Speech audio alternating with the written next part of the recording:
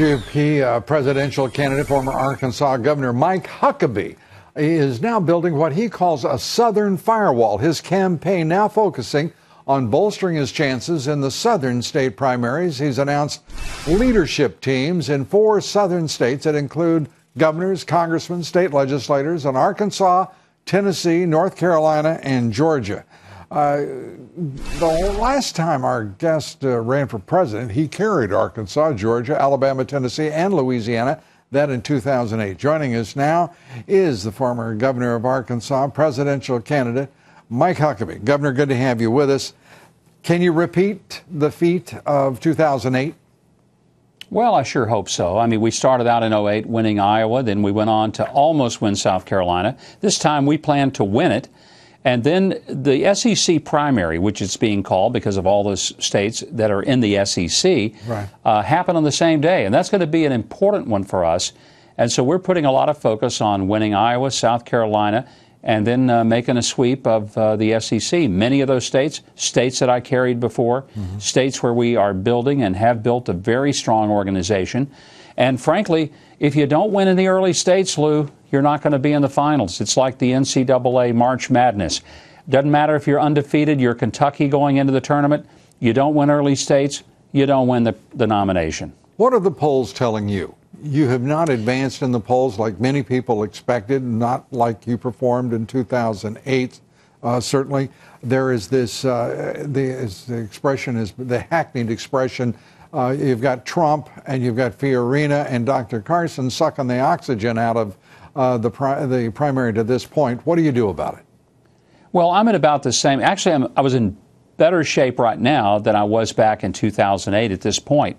Any of us who have run for president understand that you don't worry too much and you certainly don't panic because poll numbers at this stage aren't great for you. We have a saying that says, if you're hot when it's hot, you'll be cold when it's cold. And that's the way it normally has played out in every presidential primary. Our focus, building the organization, the structure, there are a lot of people whose balloons are high in the air, but they got nowhere to go but down. And look, we've seen this every election cycle. People who are on fire at this point of the campaign sometimes don't even make it to the first vote being cast. You can appreciate, Governor, I'm sure, how to some of us this always seems like rationalization on those who are not at the top of the polls, explaining why it's early days, and those who... Anyway, let's turn to Well, just look at the numbers. I mean, just go back. Otherwise, we would have President Giuliani, we'd have President Rick Perry, And they've done a terrific job. I'd like to turn to a couple of issues. Listening to D&I Clapper, the man made no sense. He sounded as a man who was representing an administration that had been in office for 7 weeks, not 7 years. Your reaction?